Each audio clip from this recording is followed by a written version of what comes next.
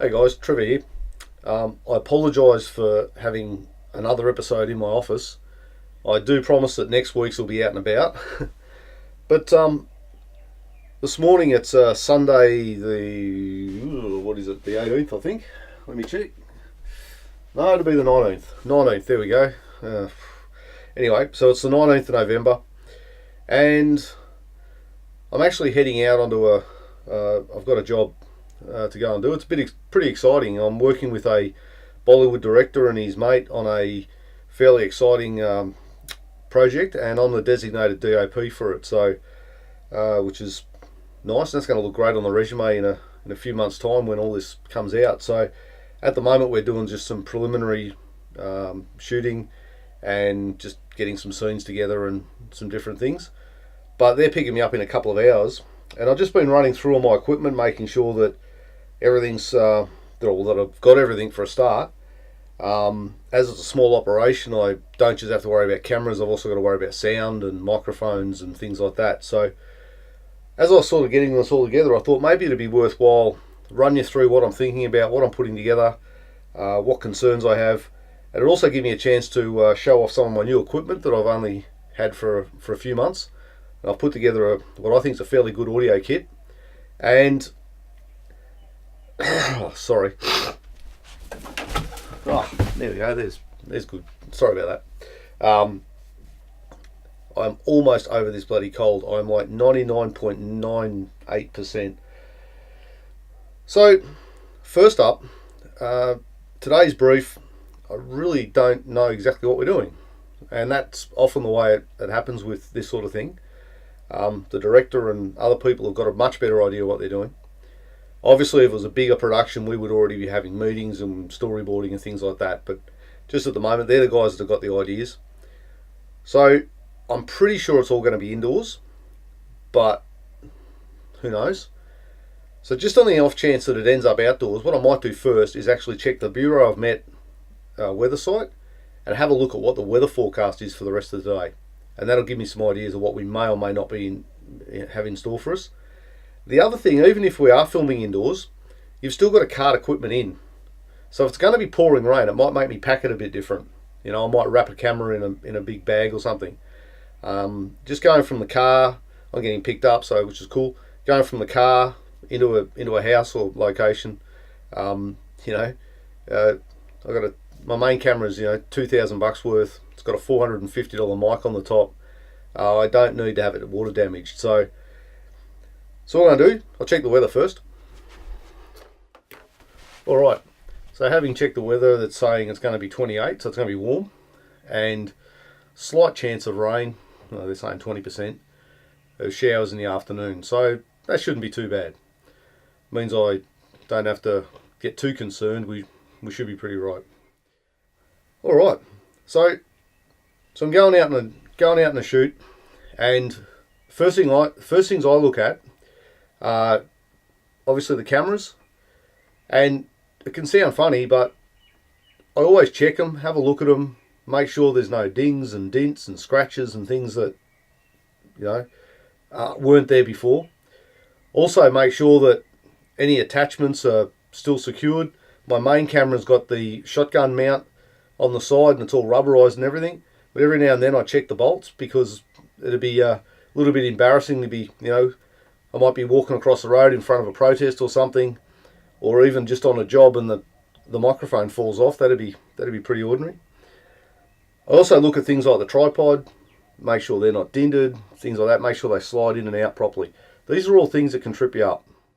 So I'll start off, I'll do things asked about because I normally check the cameras and everything, but what I'll do is I've got my new audio kit and I think it's pretty tricked up. So let's have a look at that. So this is my audio kit. As you can see, first up, I've got it in a nice Pelican case. This thing's all fully waterproof. I didn't want a black one, I should say that. I wanted the desert tan one, and here's a photo of it. But they couldn't get me one. Apparently they're very popular with the military types, so I got stuck with the black one. Bit frustrating. So what have I got in here? Well, first up, you'll notice the blimp. So I've got a blimp, and I'll just get this out. So there's my blimp. Inside the blimp, I've mounted a Rode NTG4 shotgun mic. So there's that. Whoops, it's actually on. Not sure why it's on. There we go. That's interesting. So that's exactly the same as what I've got on my main camera, and I might have made a mistake with that. One of the things I've learnt, I mean, the reason I went for the NTG4 I love it. It's got built-in lithium battery. I've used one on the main camera. I thought maybe standardising the sound would be a good thing. I really like it, but I think I made a mistake, because what I have to keep doing, as you saw, I just had to pull this out to turn it off, and I have to do the same to turn it on. So I've got to keep pulling this thing apart to make it work, and then I've got to put the dead wombat on, and it all takes a bit of time, and it's not quite as slick as I want. What I think I should have got is a phantom powered microphone for here, because the camera will supply phantom power, the Zoom H6 will supply phantom power. Then I could just leave it all set up, and when you plug the power in, it works. So that's a thing I've learned, and I may change that in the future. Sort of how strongly I feel about it. The blimp is amazing. I used it recently for interviews for my busking documentary, which was for assessment, and a bit of a follow up on that. I just got the results only yesterday, and I got really good results. So for my journal bit and the video blog section that people may or may not have looked at, it was just a thing that's up on YouTube. I had nowhere else to put it.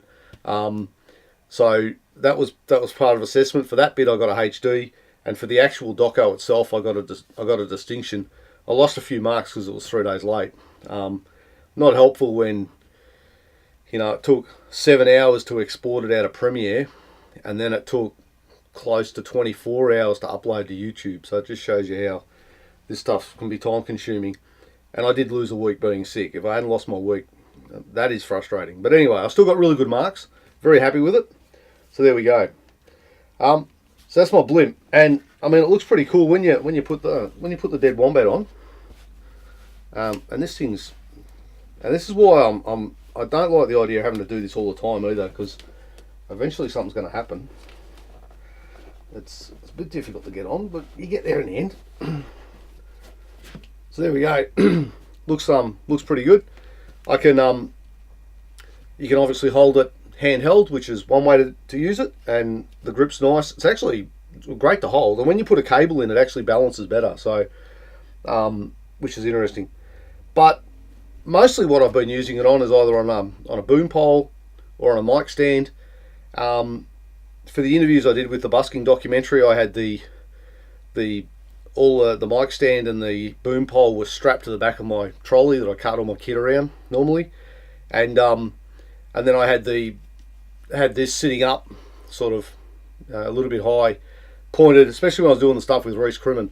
And you can see in one of the discussions he did, where I've actually panned to another spot, you can see the whole setup, and here's that. So that worked really good, and it was fairly windy. And I must say, I mean, this thing works unbelievable. Like, it is really, I mean, windy situations, and I've seen some things on the internet where people have tested them, and they've put them in the wind, and you get whoosh coming through. I don't think that's actually shows how good they are. What these things will do, in the wind, you might get some background wind, just a little bit, but if you've got something out front, it absolutely comes in crystal clear, and it's just amazing. The interview I did with Helen at the front of the GPO, I probably had this thing about 3 meters away. Yeah, maybe 2.5 meters away probably, and it come up brilliant. So if you're doing anything in the wind, and actually not just for dialogue and not just for interviews, last night we had some nice thunderstorms running around.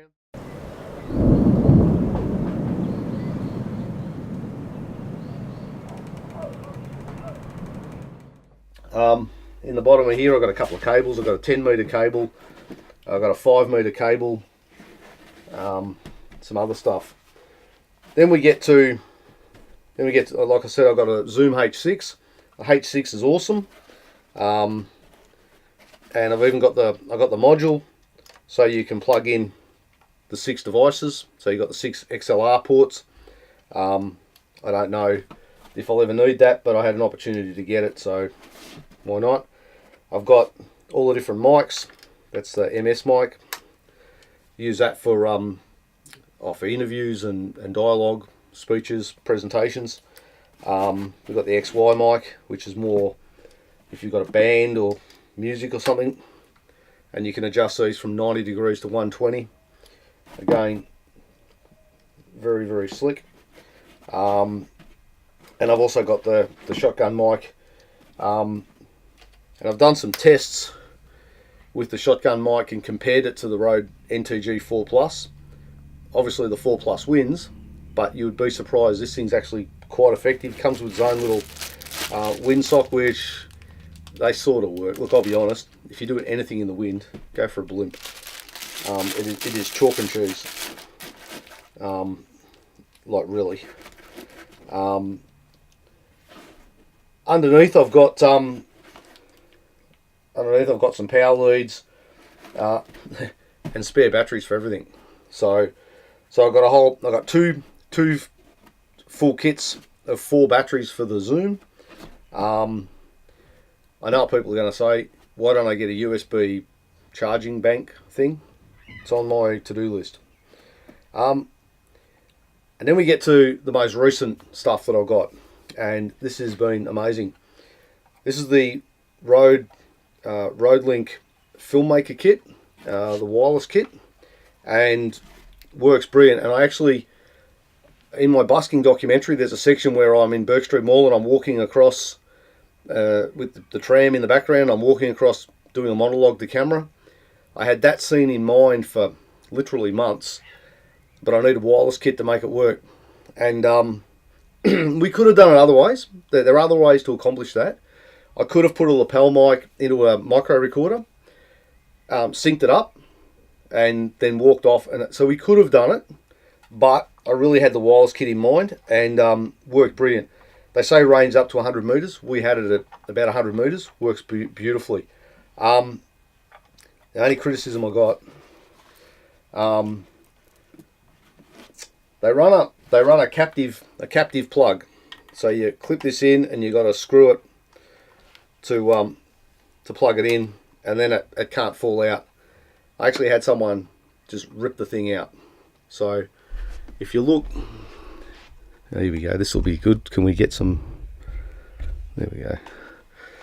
So there's the plug, and you can see it doesn't pull out, and you've got to unscrew it. And I had someone just pull it out. The good thing about captive plugs is they don't come out. The bad thing about captive plugs is they don't come out. I don't know that you got that much tugging and that going on. I don't know that we needed it. But anyway, that's just me. So that's my audio kit. I've got some other leads and stuff. I've even got a little micro recorder and another lapel mic, just in case, just because I got it. And like I say, that all just bundled up. Whoops. There we go. It all just bundles up nice. The other thing I've got is this box, which I put all the cameras in. So this is my little camera, so it's been charged, so it can go in there. And I think it's important to keep all the equipment together.